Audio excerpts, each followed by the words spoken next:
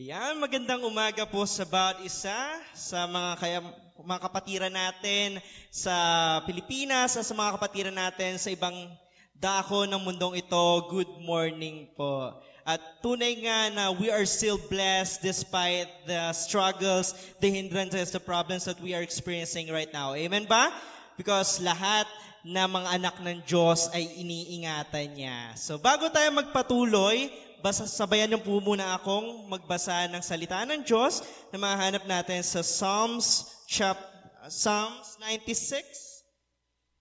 verse 1 to 6. Sa may mga Biblia po, pwede niyo po akong sabayan. Sabi dito, sing to the Lord a new song. Sing to the Lord all the earth. Sing to the Lord, praise His name. Proclaim His salvation day after day. Declare His glory among nations, His marvelous deeds among all people. For great is the Lord, and most worthy of praise. He is to be feared above all gods. For all the gods of the nations are idols, but the Lord made the heavens. Verse 6, splendor and majesty are before Him. Strength and glory are in His sanctuary. Pinagpala ang bawat isa sa pagkabasa at pagkarinig niya kanyang mga salita. Sabayan niyo po akong manalangin. Dear Lord God, aming Ama na sa langit, tunay kayong pinapapurihan at pinapasalamatan for this moment that you're giving us another chance to praise you, to glorify your holy name. At sa oras na ito, Panginoon, kami po ay nagpapasaliksik sa iyong banal na harapan. Humihingi ng tawad sa lahat ng aming nagawang pagkakasala. Sinasadya man ito hindi. Malaki man ito o maliit, Panginoon, na hindi po naging karapat-dapat sa iyong banal na harapan. At sa oras na ito, Panginoon, kami po ay nagpapalinis at talagang gawin niyo po kaming karapat-dapat sa iyong banal na harapan. Maraming salamat po, Panginoon, dahil yung guidance mo ay nandyan 24/7 of our lives. Thank you, Lord God, for all the blessing that we experience, for all the good health that we encounter. And I know, Panginoon, you will encounter us today, this morning, Lord God. We praise you, Lord. We glorify you. At hinihiling po namin ang patuloy mong paggabay sa pamamagitan ng iyong dakilang presensya. Lord, kayo po ang manguna sa aming kalagitnaan. Purihin ka, Panginoon. Purihin ka sa aming pag-aawitan, sa magdadala ng iyong mensahe na magpapaalala sa amin ng iyong mga salita, ng iyong mga paalala sa umagang ito. We praise you, Lord God. We glorify you in this sanctuary. You are the God of all the gods. You are the highest God. You are great, Panginoon. Purihin ka, Lord God. Ito na po, Lord, ang aming samo at ang aming dalangin sa pangalan ni Jesus. Amen. Yan, so tayo na po ay magpapatuloy. Yan, handa na ba magpuri sa ating Panginoon? Amen. So, tunay nga ng ating Panginoon ang pinakadakila sa lahat, mas dakila pa sa COVID-19, mas dakila pa sa lahat ng problemang nararanasan natin. Amen ba? So patuloy nating awitan na ating Panginoon, awitin natin ang Our God.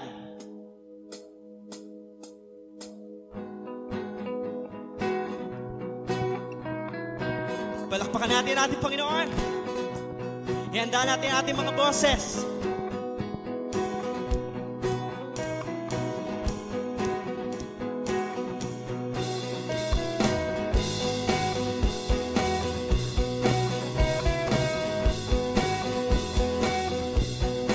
Sing.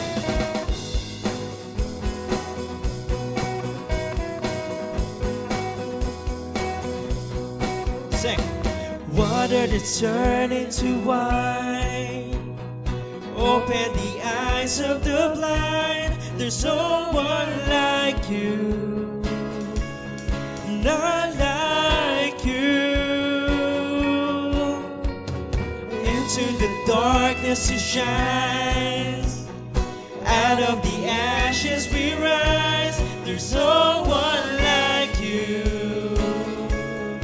None like you. Let's declare. Our God is greater. Our God is stronger. God, you are higher than any other. Our God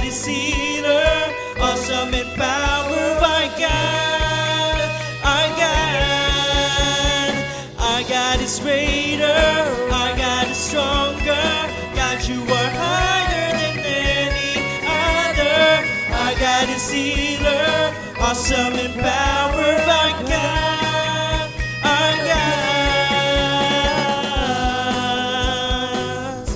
Tunay nga na our God is greater, our God is stronger. Amen? Sing! Into the darkness you shine, out of the ashes we rise. There's no one like you, none like you. Our God is greater, our God is stronger. God, you are higher than many other. Our God is healer, awesome in power, our God, our God. Our God is greater, our God is stronger. God, you are higher than any other. Our God is healer, awesome in power, our God, our God. Our God is greater, our God is stronger. God, you are higher than any other. Our God is healer, awesome in power, our God, our God.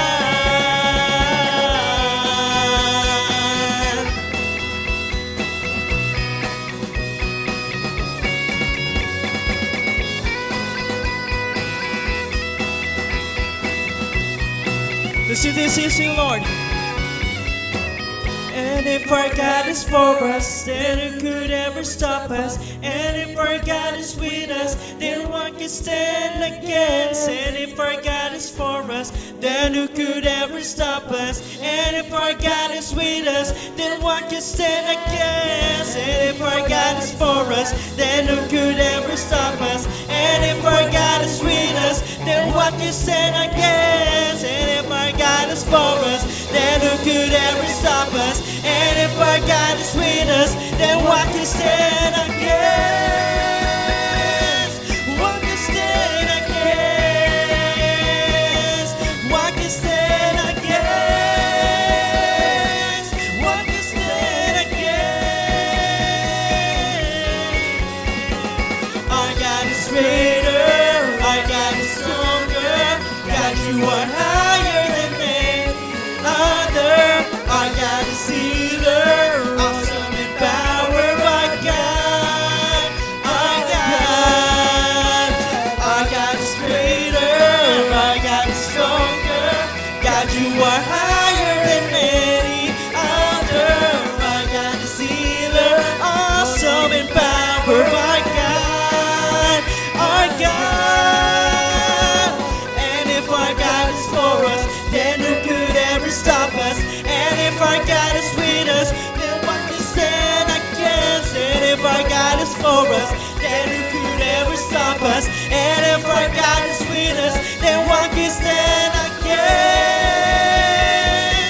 What can stand against? What can stand against?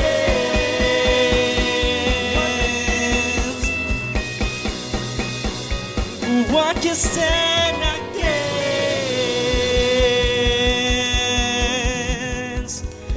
Tunay nga na our God is greater, our God is stronger, He is higher among any other. Amen po ba?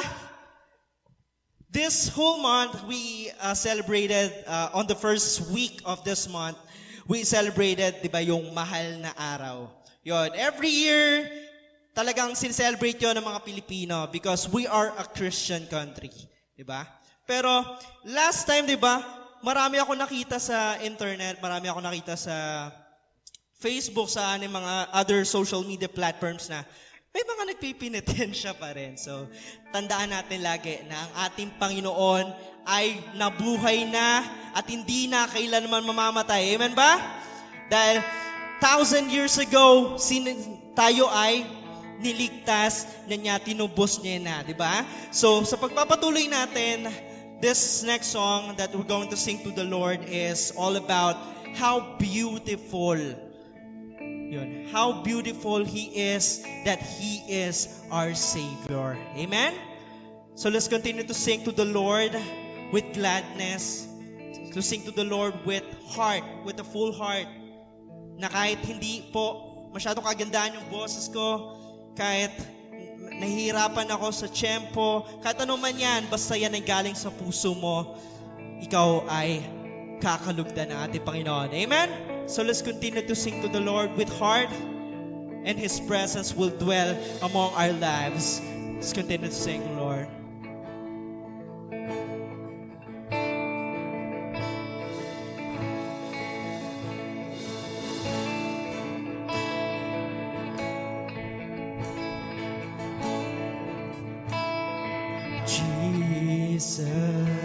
Jesus, beautiful Savior, God of all majesty, risen King, Lamb of God, holy and righteous, blessed Redeemer, bright morning star. Sing. All the heavens shout your praise. All creation bows to worship you. How wonderful, how beautiful,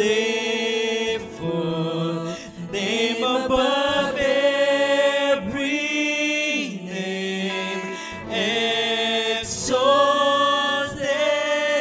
I. How wonderful, how beautiful, Jesus, your name, the name above every name, Jesus. How beautiful is your name, Jesus. Let's sing once again. Jesus, beautiful Savior, God of all majesty, risen King, Lamb of God, Lamb of God, holy and righteous, blessed Redeemer, bright morning stars. All the heavens shout your praise. All creation vows to worship you. How wonderful, how beautiful, name above every name, exalted I. How wonderful, how beautiful, Jesus, your name, name above every name, Jesus.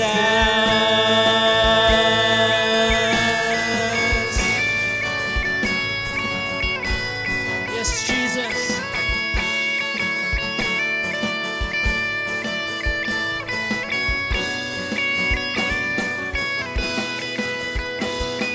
Savior, Redeemer, you are God, you are God. Savior, Redeemer, you are God, you are God. Savior, Redeemer,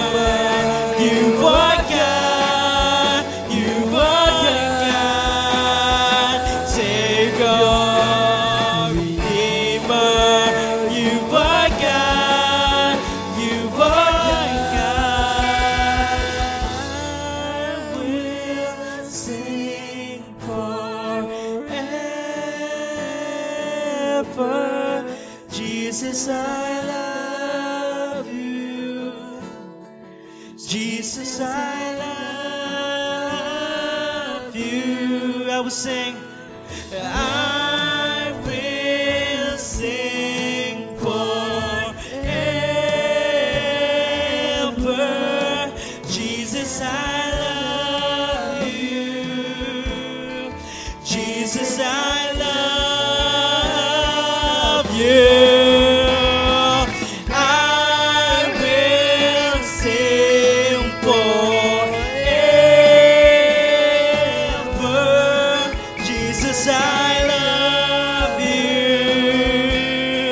Jesus, I love you. I will sing forever. Jesus, I love you. Jesus, I love you. How wonderful,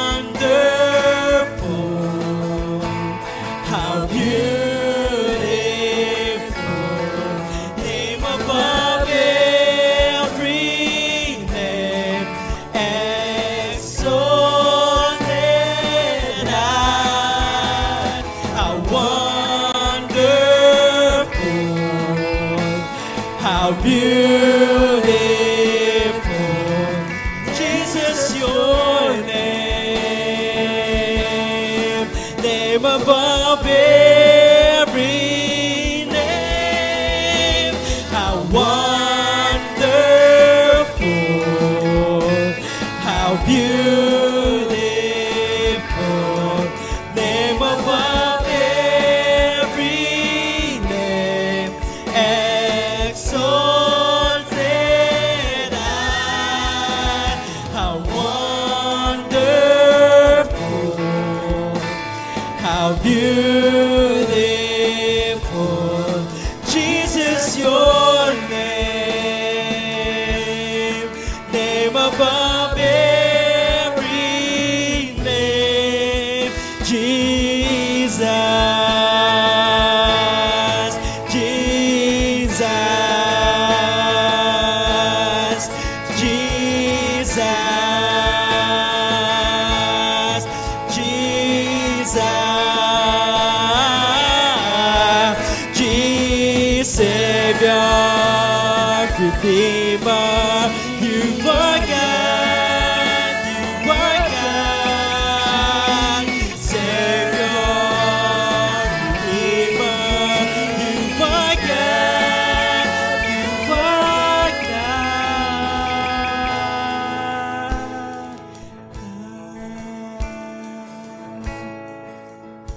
Tuning in, you are a Savior. You are our Redeemer, Lord God.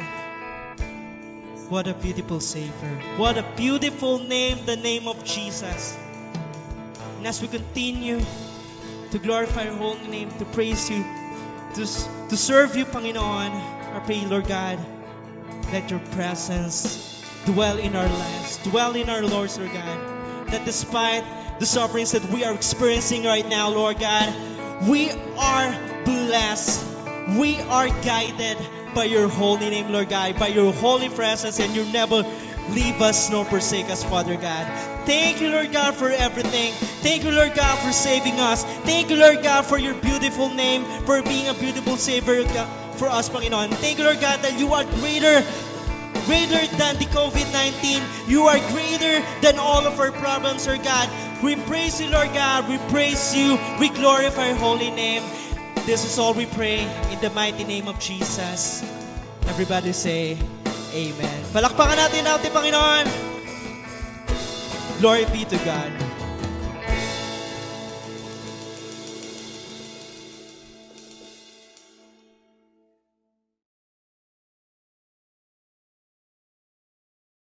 Magandang umaga po sa ating lahat, sa mga kapatiran po na nasa kanilang tahanan at sa mga kapatid po natin na sa iba't ibang lugar. Magandang umaga po at patuloy po tayo sa pakikinig ng salita ng Panginoon.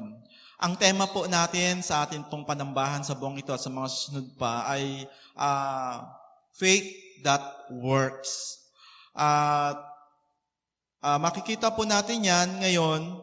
Ang title po ng message na pag-uusapan po natin ay may panggat po, Faith That Works, Resisting Temptation. So kung meron po kayong mga Biblia, makibukas po kayo sa akin sa Aklat ng Santiago chapter 1, verse 13 hanggang verse 18. Huwag sabihin ni numan na tinutukso siya ng Diyos kapag siya'y dumaranas ng pagsubok, sapagkat ang Diyos ay hindi maaring matukso at hindi naman niya tinutukso ang kahit sino. Natutukso ang tao kapag siya'y naaakit at nagpapatangay sa kanyang sariling nasa. Kapag ang nasa ay tumubo at nag-ugad sa kanyang puso, magbubunga ito ng pagkakasala. Kapag ang kasalanan ay lumala, ito'y hahantong sa kamatayan. Huwag kayong padaya, mga kapatid, kong minamahal. Ang lahat ng mabuti at ganap na kaloob ay buhat sa Diyos, mula sa Ama na lumikha ng mga tanglaw sa kalangitan, hindi siya nagbabago o nagpapakita ng bahagyamang pagbabago. Niloob niyang tayo ay maging anak niya sa pamamagitan ng salita ng katotohanan upang tayo ay maging pangunahin higit kaysa lahat ng kanyang mga nilalang. Tayo muna po ay sandaling manalangin. Amang banal, patuloy po namin hinihiling ang pangunguna mo sa aming kalagitnaan. Pakalinisin mo po ang buhay namin. At hayaan mo po na sa oras na to ay malaya naming tanggapin ang pagpapala na nagbubuhat po sa iyong salita. Anumang gawa ng kaaway, nahadlang, aagaw sa iyong salita, ay hindi po namin na mapinapayagan sa pangalan mo, Panginoong Yesus. Iniling po namin ang iyong pong malayang pagkilos sa amin pong kalagitnaan sa pakikinig po namin at pag-aaral ng iyong banal na salita. Salamat po sa iyo ang papuri, pagsambat, pagluwalhati sa pangalan ni Jesus. Amen. So ang pinaka-theme po talaga ng aklat ng Santiago, Christian faith must show up in a transformed life. So yung buhay na pananampalataya daw po dapat ay may epekto at bumabago sa buhay ng isang tao. The book of James is a series of tests. Bakit po kaya? Una, to see if our faith is genuine saving faith. Pangalawa, to see if it shows up in our daily lives.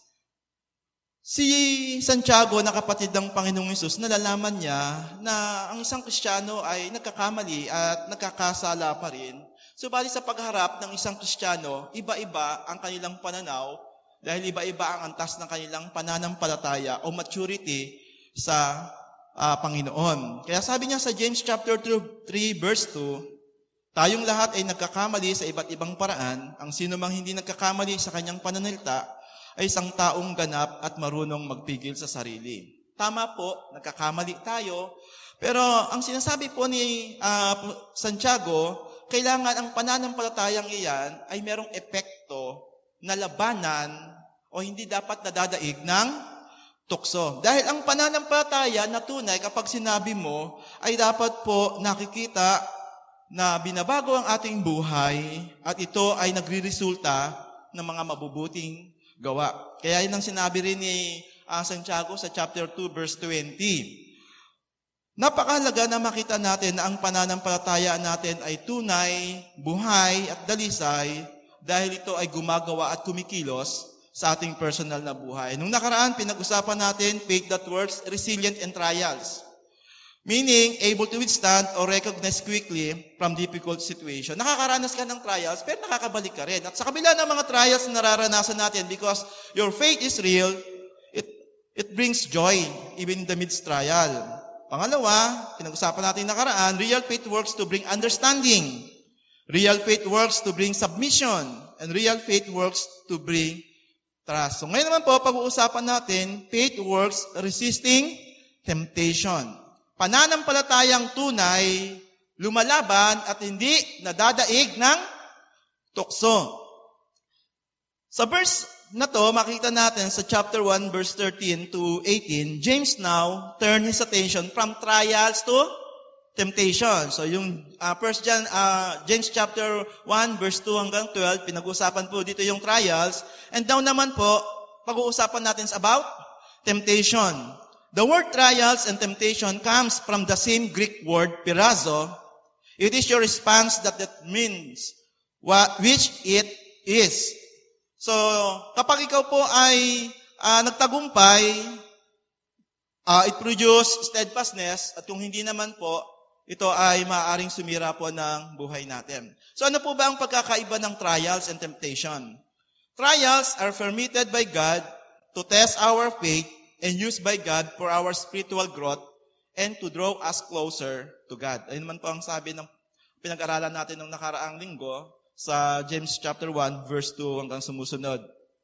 While temptation, especially in James chapter 1, verse 13 to 14, the word pirazo, temptation, is an internal struggle that leads to soliciting evil and used by Satan to stop trusting and to disobey God. So magkakaiba po siya. Yung trials, draw us closer to God, while temptation leads us into obedience. Kaya napakahalagang makita natin ang pananampalataya natin, kung ito ay tunay, tinutulungan niya tayo upang daigin ang anumang tukso na atin pong mararanasan bilang isang Kristiyano. Kaya hindi po pwedeng sabihin ng isang tao, Pastor, tao lang ako, nahuhulog sa tukso. Sa pag-uusapan po natin yan. Dahil buhay ang pananampalatayang tinanggap mo mula sa Diyos, nadadaig dito at napaglalabanan nito ang anumang tukso na maaaring maranasan ng isang tao. So how can real faith helps resist temptation?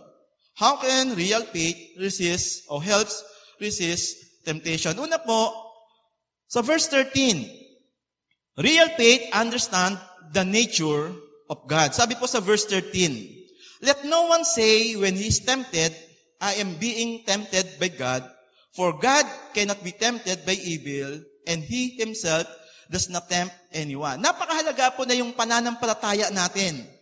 Nalalaman natin at nauunawaan natin kung anong klaseng Diyos ang ating pinaglilingkuran o ano ang kalikasan ng Diyos. Sa talatang ito, sinasabi ng Biblia na ang Diyos po natin ay hindi nagkakasala, hindi gumagawa ng kasalanan, hindi natutuksong gumawa ng kasalanan, at hindi niya rin tinutukso ang sinuman upang gumawa ng kasalanan. So, dito makikita natin that the nature of God is a holy God, perfect. No? Punong-puno ng kalinisan, ng kadalisayan. Kaya hindi po pwede na siya ay ma-involve sa anumang uri ng kasalanan na naghahari sa isang tao o sa sanlibutan ito.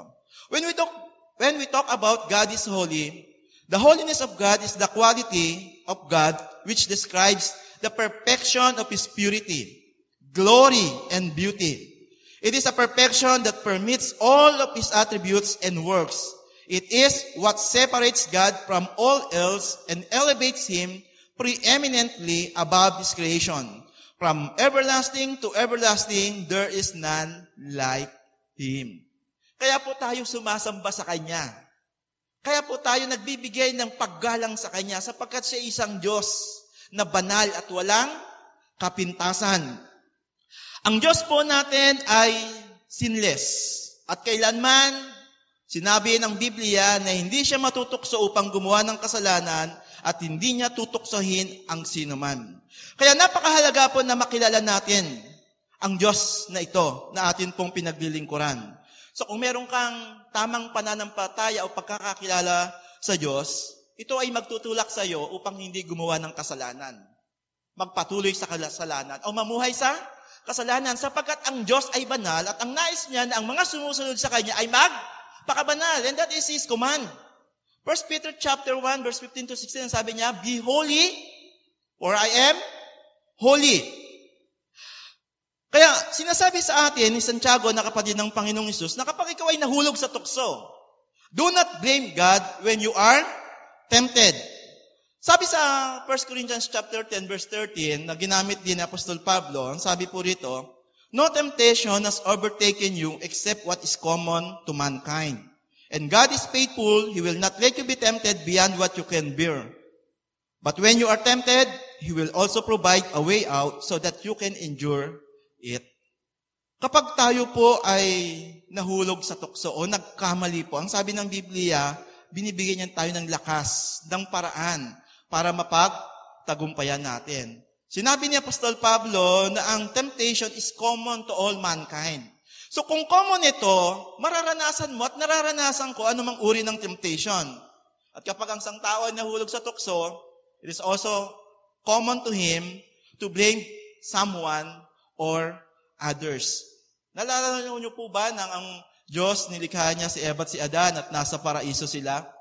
Binigay ng Diyos ang utos na huwag kakainin ng prutas na nagbibigay ng kaalaman tungkol sa mabuti at masama. So balit nung sila po ay kumain ito at nung ang Diyos ay hinahanap sila, so sabi ng Diyos, Adan, nasaan ka? Ano sabi ni Adan?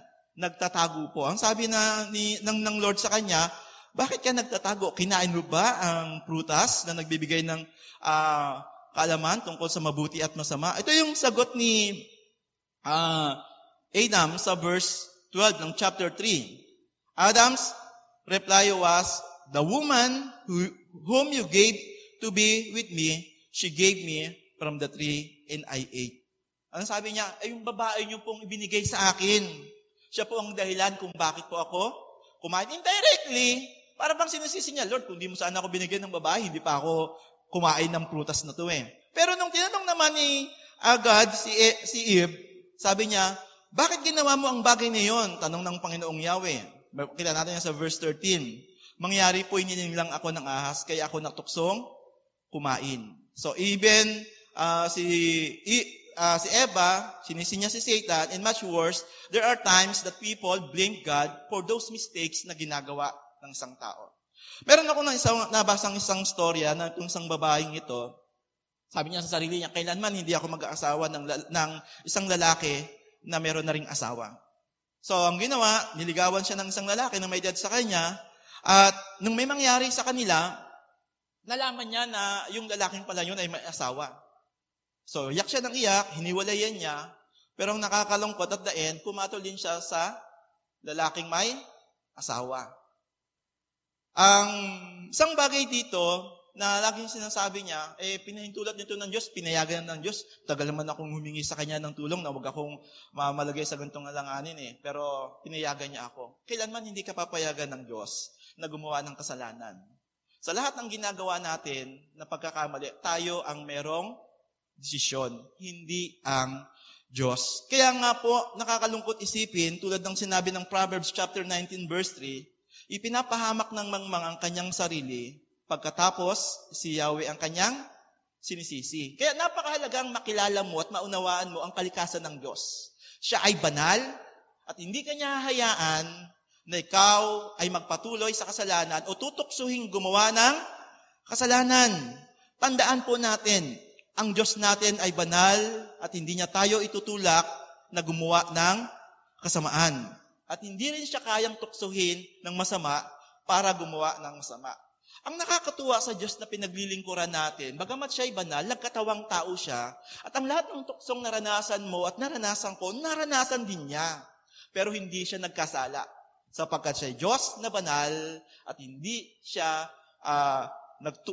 tinutukso ang sinuman at hindi sa kanya nagmumula ang tukso. Kaya nga po sabi sa Hebrews chapter 4 verse 15 to 16, ang pinakapunong paring ito ay nakakaunawa sa ating mga kahinaan sapagkat tulad natin, tinukso siya sa lahat ng paraan, subalit kailan may hindi siya nagkasala. Kaya't huwag tayong mag-atubiling lumapit sa trono ng mahabaging Diyos upang makamtan natin ang habag at pagpapala na tutulong sa atin sa panahon ng ating pangangailangan. Hindi kanya dadalihin sa kasamaan. Hindi kanya tutuksahin gumawa ng kasamaan sapagkat siya ay banal at ito'y labag sa kalikasan niya bilang isang Diyos. Hindi maaari na itulak niya ang isang tao sa pagkakasala sapagkat siya ay banal.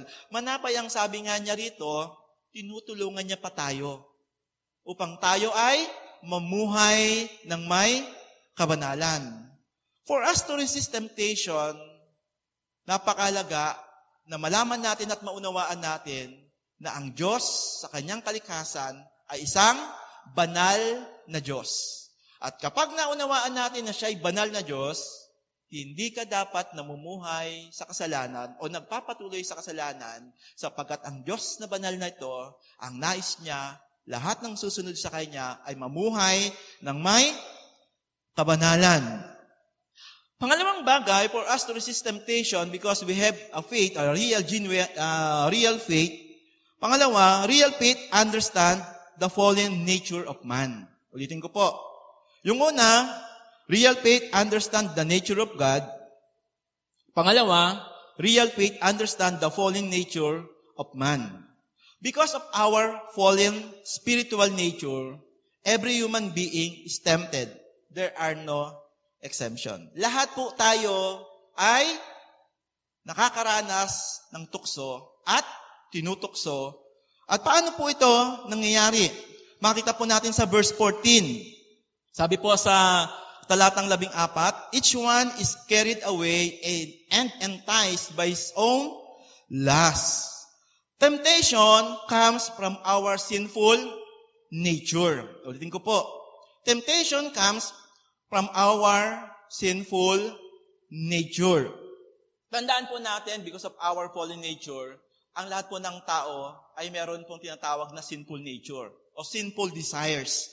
Kaya kapag ang sinful desires po na yan ay naramdaman mo at nagpatangay ka, magkakaroon po ng malaking problema. Kaya nga po yung ginamit po ritong word na birazo, na temptation, is an internal struggle that leads to soliciting evil. Tinutulak ka upang magkasala. So hindi yan dahil kasalanan niya, kaya ako natukso. No. Temptation involves yung tinatawag po nating agreement. So nakipag-agree ka, nagdesisyon ka, hindi dahil sa ibang tao, kundi sa iyo. Kaya pag nag-aralan po natin na yung simple desire na yan, ang sabi nga po rito sa talatang binasa natin, yung word na carried away. From the verb excelco, which has the meaning of dragging away as if compelled. To drive or urge forcefully, to cause to do or occur by overwhelming pressure, by an inner desire. So yung pressure sa loob mo na dahil gustong-gusto mo yung isang bagay, gustong-gusto mo siyang makuha, yun yung nagtutulak sa'yo para gawin yung isang bagay na ito. Pressure by an inner desire. Pangalawa, ginamit po rito yung entice. Yung word na entice is from delazo, which was commonly used as fishing term to refer to bait, whose purpose was also to lure the prey from safety to capture and death. So, syempre, kapag ikaw po ay mamimingwit, yung pain na ibibigay mo sa isda, dapat attractive sa kanya. Kasi kung hindi attractive, hindi niya papansinin. Pero kapag attractive sa kanya, bumabagsak pa lang yan, kakainin niya na yan. No? At yun ang magiging cause kung bakit siya mapapahamak o mahuhuli. So, ganun din ang ginagawa po sa atin. Ang tukso ay parang pain sa atin for us to decide na tayo ay mag-involve dito. Kaya napakahalaga po na makita natin na ang source po ng temptation ay hindi po kung kanino man, kundi it is your response.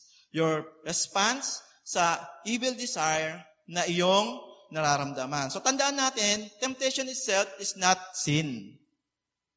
Ulitin ko po, ang temptation po is not sin. Pero nagiging sin po yan pag ikaw po ay nag-involve na. So meron pong isang explanation na kung nabasa na ang temptation daw po ay tulad ng isang lalaking nakaupo sa isang park. Habang nakaupo siya, meron pong ibon na lumilipad sa kanyang ulo.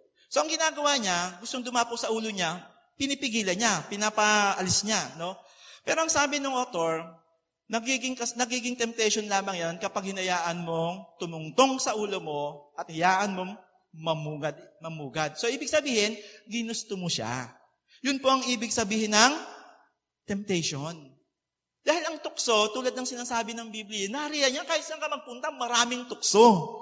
Pero kapag ikaw ay nag-involve na, nag-agree na, hinayaan mo na sa buhay mo, at nanganak na, doon pumapasok ang kasalanan. Kaya nga po napakahalaga na makita natin na ang pwersa at kapangyarihan ng kasalanan is that it dwells within your heart. Decision mo yan. No? Pakiramdam mo yan. At ikaw ang may sala kung ikaw man ay mahulog sa tukso. Tandaan natin, this is not an outside enemy, but one that lives within us. Kaya nga po, yung kahulugan po ng tukso kanina ay galing sa word na excelco, which is the meaning of dragging away, as it compelled to drive or urge forcefully to cause to do or occur by overwhelming pressure. So kung na-pressure ka at ginawa mo, doon siya papasok ang kasalanan. And very powerful po ito because you are the one who will decide. At meron po sa kaloob-looban ng ating pong pagkatao na sinful desires, na kapag hindi po natin siya binigyang pansin sa ating mga buhay, it will cause us na maaaring masira po ang buhay po natin. Sabi ni Charles Simon, sa expository outlines on the whole Bible, sinabi niya, he uses the analogy that we are carrying about within ourselves much inflammable material. If we are not careful, temptation strike the spark that causes us an explosion. So napakahalaga po niyan. Kung ano yung sinful desire na inaalagaan mo, at kapag hinayaan mo yan sa buhay mo, suddenly it will explode and it will destroy your life. Si John Calvin naman, sabi niya, John Calvin say that James' object to teach us that there is in the root of our own destruction. If we ignore the danger within and think that it has been eradicated, we are in a most precarious position. So dito po ay pinapakita that the source of temptation is our sinful nature and it dwells in your heart, in my heart. Kaya napakahalaga po na bantayan natin ang ating sarili if we are engaging sa sinful desires na maaring sumira ng atin pong buhay. So napakahalaga pong malaman natin yung fallen nature ng isang tao. Ito po yung kalalagayan natin. Ito po yung sitwasyon ng isang tao. And the force of this temptation is that it has a powerful and deceptive. Wala siyang gagawin kundi dayaan ka. At sa pamamagitan nito ng isang matinding damdamin.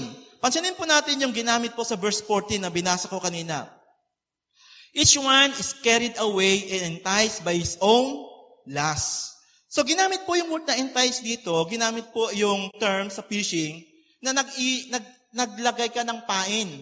So syempre kapag nakita yung isang pain, yung isang isda, mahuhumaling siya at kukunin niya yung bagay na yon. So ganun din sa tao. Kapag nag-iwan ng kaaway ng isang pain, ang gusto ng kaaway, sakmalin mo na siya, kunin mo na siya. And sometimes,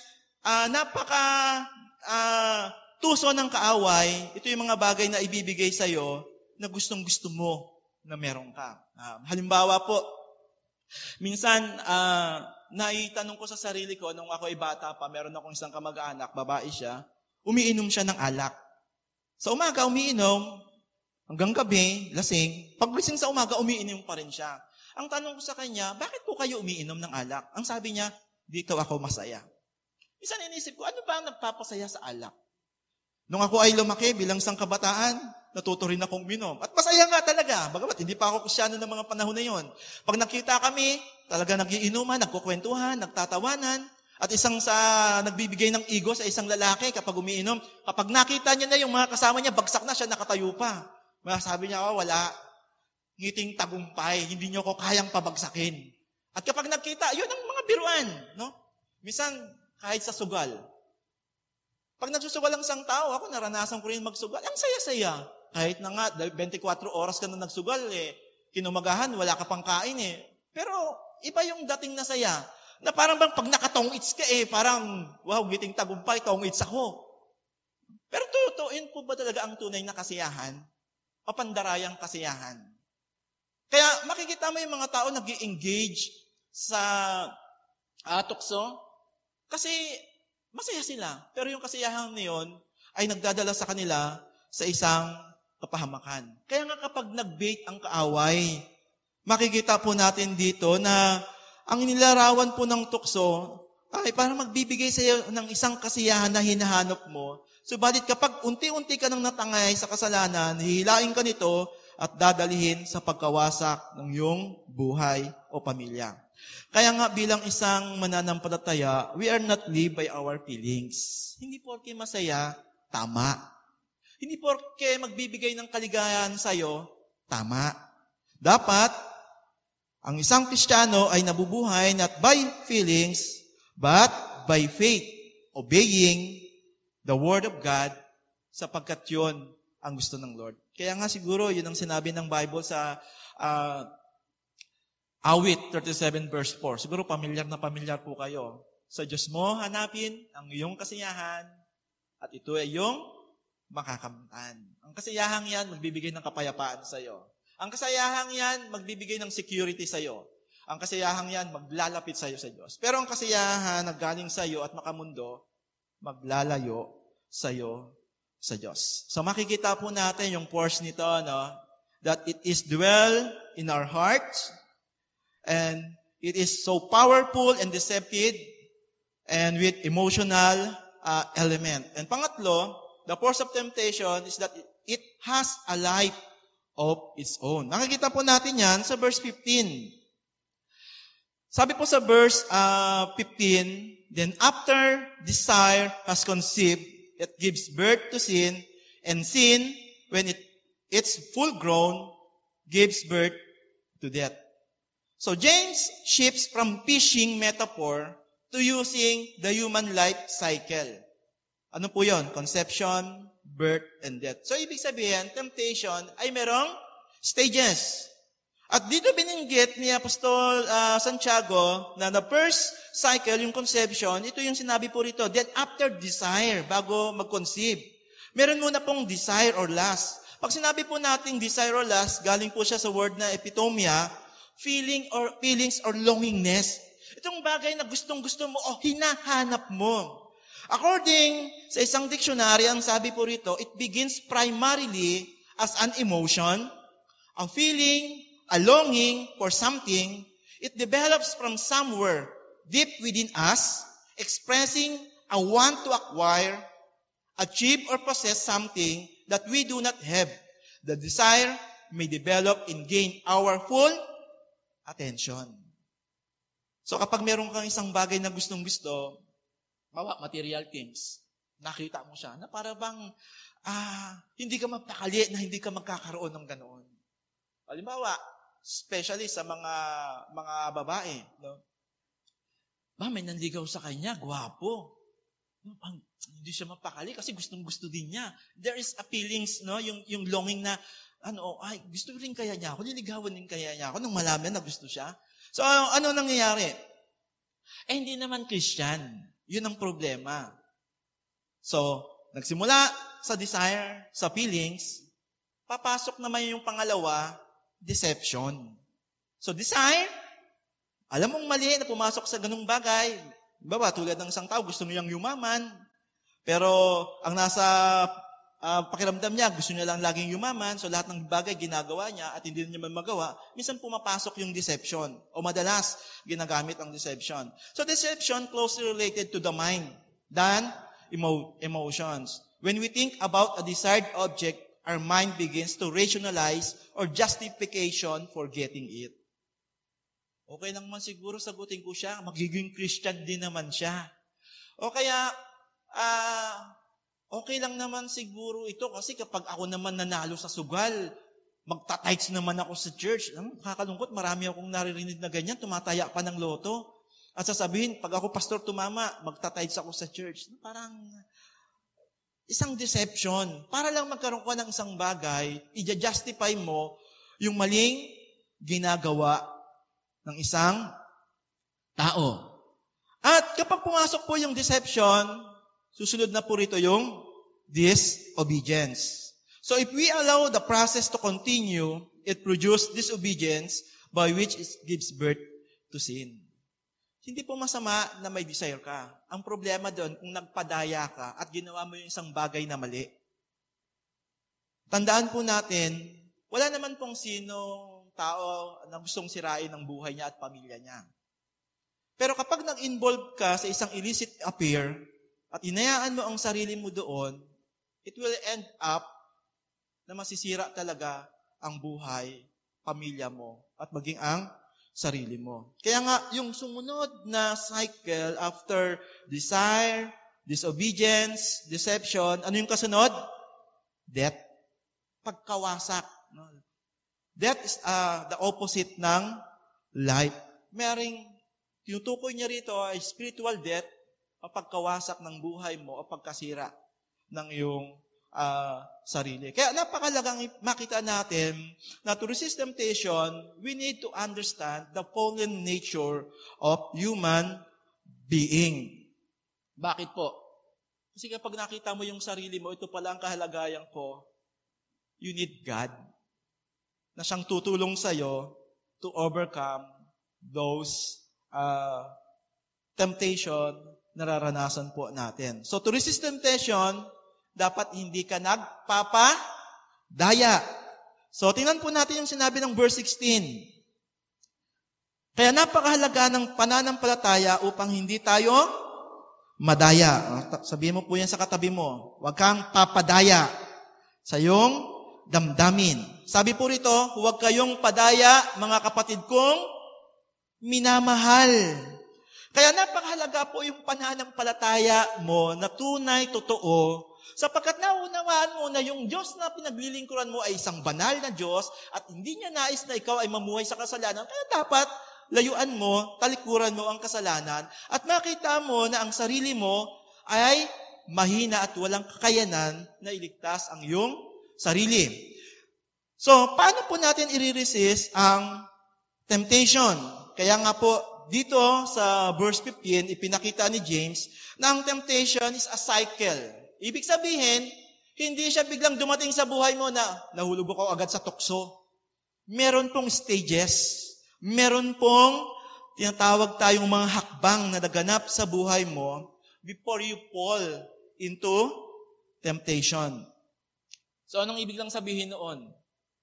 Dapat, i-reject mo na kaagad habang maaga pa. So, isang teacher ko sa Sunday school, hindi ko siya makakalimutan, na siya ang ginamit ng Lord para patuloy akong lumago sa pananampalataya. Ito yung paalala niya sa amin nung siya nagtuturo pa.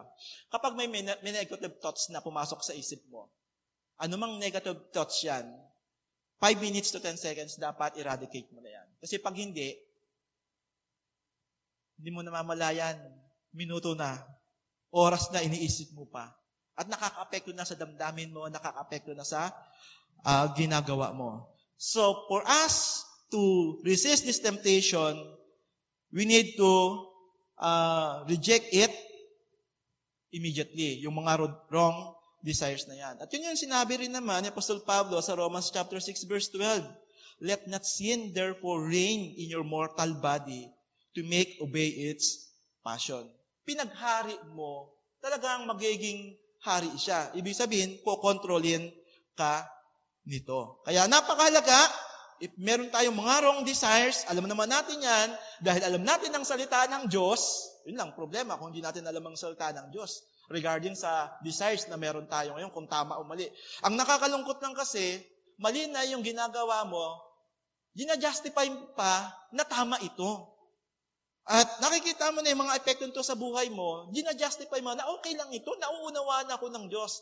Totoo, nauunawaan tayo ng Diyos, pero hindi tayo ito-tolerate ng Diyos. So what we need to do, reject those wrong desires. Pangalawa, transform your mind. Ang lahat ng bagay nagsisimula sa isip.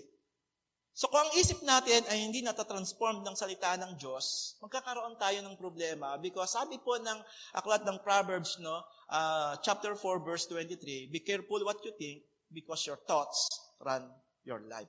Kaya napakahalaga po ng ating kaisipan ay pinupuno natin ng salita ng Diyos. Kaya sabi po ni Apostol Pablo sa Romans chapter 12, verse 2, do not be conformed to this world, but be transformed by the renewing of your mind, so that you may prove the will of God is that which is good and acceptable. Isa rin sa nakakatuwang bagay kung bakit iniutos ng Lord sa atin yung first and greatest commandment. Ano po yung first and greatest commandment? Na mababasa po natin sa Matthew chapter 22 verse 37. Ano po yung first and greatest commandment? Love the Lord your God with all your heart, with all your soul, and with all your mind. Meaning, kung mahal mo talaga ang Diyos, hindi mo ipupulot yung isip mo ng mga negative thoughts, ng mga wrong desires. Kaya, napakahalaga ng isang tao ay nagbabasa, nag-aaral ng salita ng Diyos so that it will screen yung mga negative thoughts. Pag negative thoughts na to, kahit sabihin natin tama ka pa, tanggalin mo na. Because it will pollute you. It will destroy you. Kapag hinayaan mong dumiretso yung proseso ng temptation. Because temptation ay hindi magkakaroon ng epekto sa buhay mo kung hindi ka magkakaroon ng involvement o agreement sa bagay na yon. Kaya sabi po ng isang author, watch your thoughts, they become your words. Watch your words, they become actions. Watch your actions, they become your habits. Watch your habits, they become character. Watch your character, for it become your destiny. Napakahalaga po na maintindihan natin ang nature natin bilang mga tao. We need to recognize its source. It comes from our sinful nature, our sinful desire. It does not come from God, but from your own lies. Recognize its force. It dwells within your heart. It is powerful and deceptive. It has a life of its own. If you will not abort it, it leads to death. Kaya sabi po ni Thomas Manton, sinabi niya po, either sin must die or the sinner. Either sin must die or the sinner. Ito po yung kalalagayan natin bilang isang tao. Na dahil sa fallen nature po natin, we are hopeless. Pero makikita po natin na yung verse 18, sabi po sa verse 18, so una, real faith, understand the nature of God. Pangalawa, real faith, understand the fallen nature of humankind. Pangatlo, real faith, understand the nature of the new birth. Tingnan po natin sa verse 18. In the exercise of His will, He gave us birth by the word of truth, so that we would be a kind of first fruit among His creatures.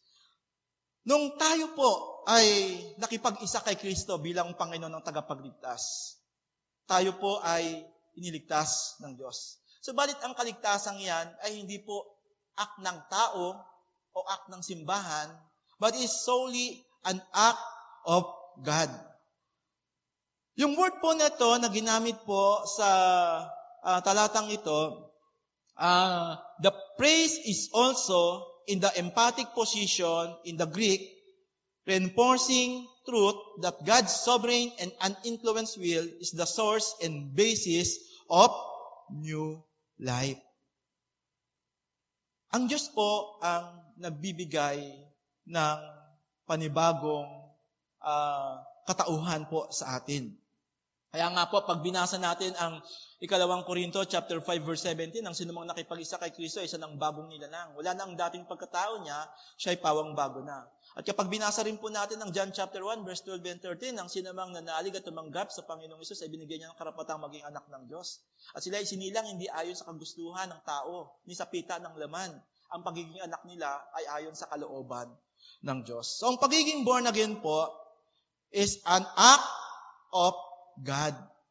Ang Diyos natin, ang tumawag sa atin, pumili sa atin, nilinis tayo sa ating mga kasalanan, pinatawad sa ating mga kasalanan, at nagbigay sa atin ng panibagong buhay nung tayo po ay nagtiwala, tumanggap sa Panginoong Hesus bilang Panginoon at tagapagligtas. Mga kapatid, ulitin ko, napakahalagang maintindihan mo na ang bagong kapanganakan ay gawa ng Diyos. Hindi po dahil matagal na tayo sa simbahan, born again na ako. Kanina nanonood ako ng isang sa YouTube, may nagtanong, Ako po ay born again, pero hindi ako Christian. Sabi ko, naiintindihan niya ba yung sinasabi niya? At marami akong nakakausap, even sa mga dating nag-church dito, na makikita ko, ay, Pastor, dati po akong born again, dyan nga po ako nasimba eh. Bakit ngayon hindi na? Ibig sabihin ng born again, pag gusto mo lang, pag hindi mo na gusto, hindi ka na born again. Ay maliwanag ng sinasabi po ng Biblia, ang nagbo-born again, sino? Ang Diyos. It is solely an act of God through His sovereign will. Kaya nga, hindi ka lang niya iniligtas. Ano pa ang sabi niya sa John chapter 14, verse 17? He lives in you. He lives in us. Sabi sa John chapter 14, verse 17, the Spirit of truth, the world cannot accept Him, because it is neither sees Him nor knows Him, but you know Him, for He lives with you and will be in you. Ibig sabihin po, yung Diyos na tumawag sa'yo, kasama mo siya. God is with us. At dahil kasama mo siya at naninirahan siya sa buhay mo, yung pananampalatayang meron ka na tinanggap mo mula sa Diyos, ito yung tutulong sa'yo upang labanan ang tukso, upang hindi ka madaig ng tukso. So tatandaan po natin, ang pagiging born again is an act of God. Kaya pasalamat ka dahil ang Diyos ang pumili sa'yo. Hindi ang tao, hindi ang simbahan, ang Diyos ang tumawag sa'yo. So, paano po ito nangyari? Maraming iba sabi, paano po ako naging born again kung ito'y gawa ng Diyos? Sinagutin po rin yan sa talatang 18. Sabi po rito, in the exercise of His will, He gave us birth by the word of truth. Naligtas ka dahil sa salita ng Diyos. Yung mensahe ng salita ng Diyos, yung gospel of salvation. What is the gospel of salvation? When we talk of the gospel of salvation, it talks about Jesus Christ na isang Diyos, banal, puno ng kaluwalhatian, bumaba sa lupa, nagkatawang tao, pinanganak ni Birheng Maria, nabuhay bilang isang alipin, namatay sa krus ng Kalbaryo, at nabuhay na muli. Yun po ang katotohanan na merong isang Diyos na nag-alay ng buhay sa iyo at sa akin. At yan po ang sinasabi ng banal na kasulatan. Kaya kapag pinaniwalaan mo po ang banal na kasulatan o ang salita ng Diyos, ang katotohanan, ito po ang magliligtas sa atin. Hindi dahil sa pakiramdam, hindi dahil ang magulang natin Christian na rin tayo. It is because of the Word of God. Kaya sabi po ng Ephesians chapter 1 verse 13, and you were also included in Christ when you heard the message of truth, the gospel of your salvation. When you believed, you were marked in Him with a seal, the promise of the Holy Spirit. Kaya napakahalagang maintindihan po natin na yung pananampalatayang meron po tayo ay buhay dahil ito ay galing sa Diyos. Yung pananampalatayang iyan na sinasabi po sa Romans chapter 10 verse 7, that faith come from hearing and hearing the Word of God. And Romans chapter 12 verse 3, ng pananampalatayang tayo bigay ng Diyos ayon sa sukat ng pananampalatayang meron ka. Ay buhay at may epekto sa atin sapagkat tinutulungan niya tayo huwag mahulog sa tukso. At kung tayo man mahulog sa tukso, ang sabi ng Biblia, binibigyan niya tayo ng lakas, ng kapangyarihan, ng way, para tayo magbalik loob sa Panginoon. Kaya kapag sinabi mo na isa kang Kristiyano, at hindi nagkakaroon ng epekto sa buhay mo ang salita ng Diyos, at lalo pang nagiging worse ang iyong buhay, bagamat kilala mo siya, at hindi ito nagkakaroon ng epekto sa buhay mo, ang sabi ni Apostol Santiago, sakang mangmang. Sapagkat ang pananampalatayang galing sa Diyos, it result transformation ng life. Not only to withstand trials, but also to resist temptation. Mga kapatid, kamusta tayo? May mga tukso po ba tayong nararanasan? Pasalamat tayo sa Lord. Binibigyan niya tayo ng lakas, ng tapang, ng kapangyarihan mula sa kanyang mga salita to resist our temptation. So very important na yung atin pong totoong pananampalataya ay hindi nadadaig ng tukso because we understand the nature of God. Isa siyang banal na Diyos na tumawag sa iyo at gusto niya rin ikaw maging banal. At tinutulungan niya tayong maging banal dahil sa banal na Espiritong nananahan sa atin na nagsasabing mamuhay tayo ng merong kalinisan at kabanalan. Pangalawa, for us to resist temptation, real faith understand the fallen nature of man. Makita mo yung kalalagayan mo bilang isang tao. Makita mo yung kahinaan mo. Makikita mo yung karupukan mo bilang isang tao. At ito ang magdadala sa iyo upang lalo kang humingi ng tulong sa Diyos, lumapit sa Diyos upang hindi ka madaig ng tukso. Very important, real faith understand the nature of the new birth. Tandaan po natin, meron ka ng dalawang katauhan. Bilang isang nakipag-isa kay Kristo. Meron kang sinful nature na pwedeng mag-resurrect once na ito ay mag-trigger. Meron kang tinatawag na spiritual nature na tinanggap mo nung nakipag-isap ka kay Kristo. At napakahalaga po na makita natin na palakasin natin ang ating buhay spiritual. Dahil kung ano ang pinapalakas mo, yun ang magkokontrol ng buhay mo. Kaya nga sabi ni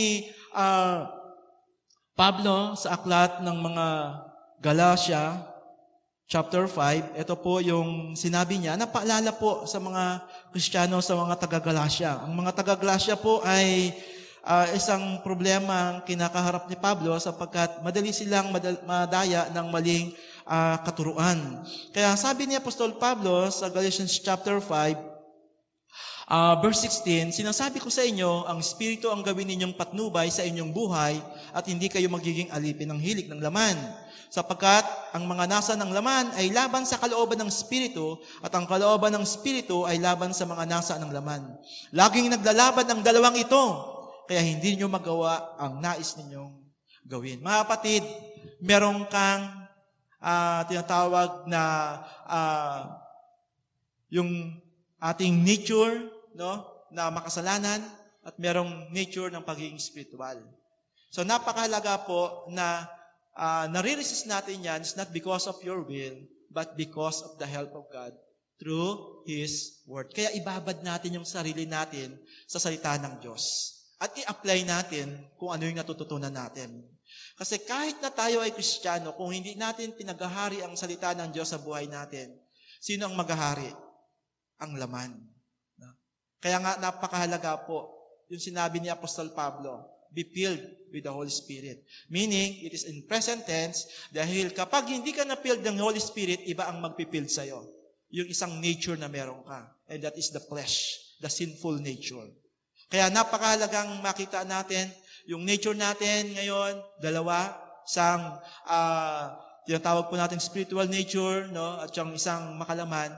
Kaya napakahalaga sa isang tao na mag-dwell sa salita ng Diyos, magpakalalim sa salita ng Diyos upang patuloy na lumago at lumalim sa pananampalataya so that any temptation na pwedeng maranasan natin, we can easily resist them because we are matured in our faith. Mga kapatid, kamusta yung pananampalataya mo ngayon? Growing ba? Or sabihin natin, stagnant?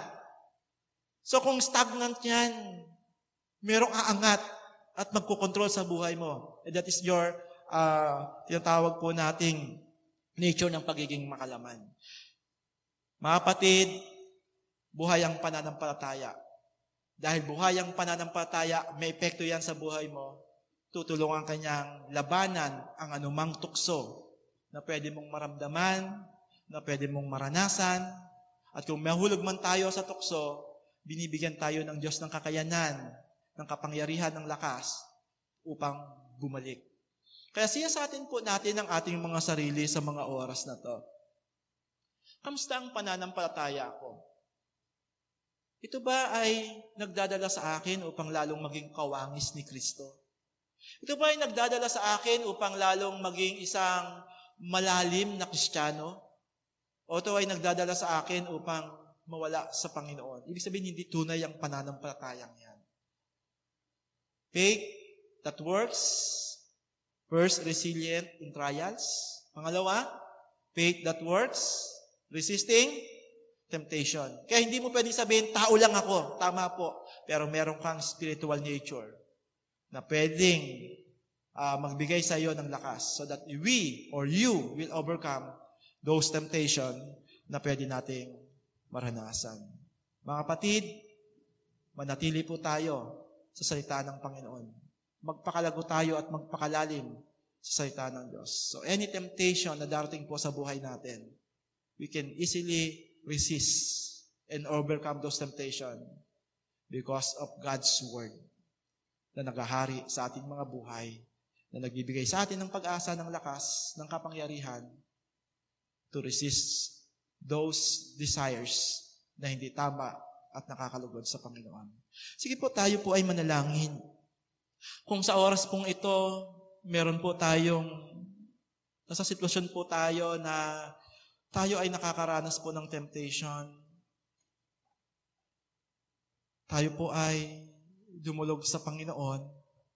At kung may pagkakataon na nahulog ka sa temptation, yung paalala lang sa atin ng Lord, repent and go back to Him. Hold on sa salita ng Panginoon, sa pangako ng Panginoon. Hindi nais ng Diyos na maging magulo ang buhay natin. Dahil lagi tayong nahuhulog sa tukso. Hindi ko alam kung ano yung tukso na nararamdaman mo o nararanasan mo ngayon. Hindi ko alam kung anong stages na ng temptation sa buhay mo. Desire, pwedeng sabihin po natin na deception, pwedeng sabihin natin disobedience. Mga kapatid, hindi kanya iiwan, hindi kanya pababayaan. Dahil nais niyang mamuhay ka ng may kabanalan, ng tagumpay. Dahil ang salita ng Diyos ay buhay, maaasahan sa lahat ng oras, sa lahat ng panahon. Kaya magtatagumpay ka sa lahat ng tukso. Dahil nakadepende ka hindi sa damdamin, nakadepende ka sa kung ano ang sinasabi ng salita ng Panginoon. Sa oras na ito, Ama, akin pong itinataas sa iyo ang mga anak mong nakikinig ng iyong pong banal na salita. Kung meron man silang pinagdadaanan ngayong tukso na naglalayo sa inyo, sumisira ng kanilang relasyon sa Diyos, Lord, i-convict mo po sila. O banal na Espiritu na nananahan sa amin pong mga puso. Ikaw ang nagpapaalala sa amin ng lahat ng mga bagay na itinuro ng Panginoong Yesus. Sapagkat yan ang sinabi ng banal na kasulatan, na ang banal na Espiritong mananahan sa aming mga buhay ang nagpapaalala ng lahat ng mga turo ng Panginoong Yesus, ng magiging gabay namin, pag-asa namin, kalakasan namin, tagumpay namin sa amin pong buhay. Salamat po. Pagpalain mo po ang iyong mga anak. Tulungan mo po ang bawat isa na makaahon at makalayo o makaiwas kung sila man po ay nahulog sa tukso. Tulad ng iyong pong pangako. Sa iyong mga salita, Ama, pinagkakatiwala po namin ang amin pong mga buhay. Tunay na ang pananampalatayang aming tinanggap ay buhay, totoo, sapagkat ito ay bumabago sa aming mga buhay. Nagkakaroon ng epekto sa aming isip, sa aming salita, sa aming damdamin, sa aming ginagawa. Nagdadala ito sa isang mas malalim na ugnayan sa iyo at pamumuhay ng may kabanalan. Kaya pinupuri ka po namin at sinasamba. Dahil buhay ang pananampalatayang ipinagkaloob mo sa amin upang patuloy ka naming papurihan, patuloy ka naming parangalan, patuloy naming itaas ang iyo pong banal at makapangyarihang pangalan. Salamat po. Sa iyo ang papuri, pagsamba, pagluwalhati. Po ang aming panalangin sa pangalan ni Jesus. Amen. Mga kapatid, pagpalain po tayo ng Panginoon. Kapit po tayo sa salita ng Diyos. Huwag tayong lalayo sa salita ng Diyos. Panghawakan po natin ang kanyang mga pangako. God bless po sa lahat.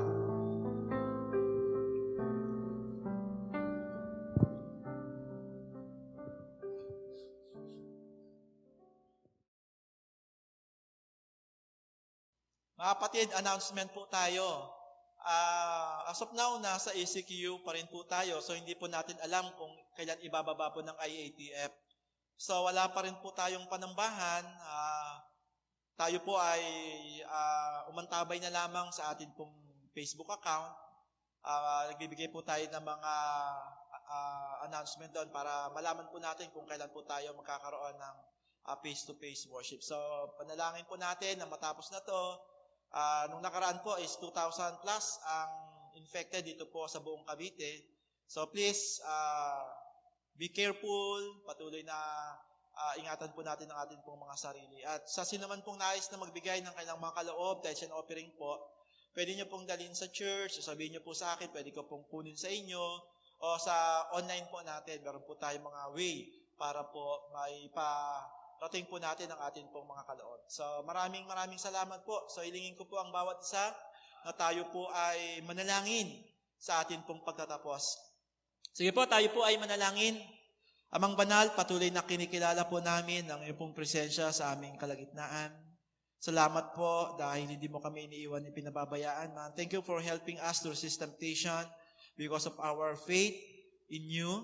Salamat po. Dalangin po namin na lalo ka pa naming makilala ang kalikasan mo bilang isang Diyos na banal, bilang isang Diyos na di nagbabago, bilang isang Diyos na walang hanggan.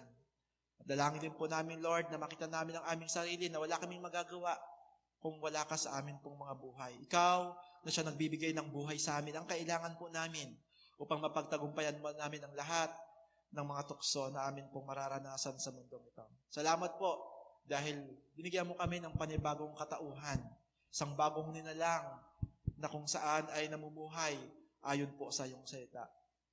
Pagpalain mo po kami, lalo na po yung mga kapatid po namin na dumaranas po ngayon ng suliranin. Meron po kaming mga kapatid na infected po ng virus. Hindi man po namin mabanggit na isa-isa ang kailang mga pangalan. Dalangin po namin ang patuloy na kagalingan, kapayapaan ng puso't isipan ang maghahari po sa kanila. Maraming salamat po sa pagmamahal mo sa amin. Salamat po dahil hindi mo kami iniiwan, pinababayaan. Kaya ang papuri, pagsambat pa, salamat Ama ay tanging sa iyo lamang. Ito po ang aming panalangin sa pangalan ni Jesus. Amen. Ang Ama ay papurihan, Anak Espiritong Banal, ng mga taong nilalang, at ng anak sa kalangitan. Amen. Pagpalain nawa kayo ng Panginoon at ingatan. Paliwanagin nawa ng Diyos ang kanyang mukha sa inyo at mahabag sa inyo. Ilingap nawa ng Diyos ang kanyang mukha sa inyo. Bigyan kayo ng kapayapaan, kasaganaan, kalakasan, pag-iingat, karunungan, mula ngayon at magpakailanman. Sa pangalan ng Ama, ng Anak, at ng Espiritu Santo. Amen.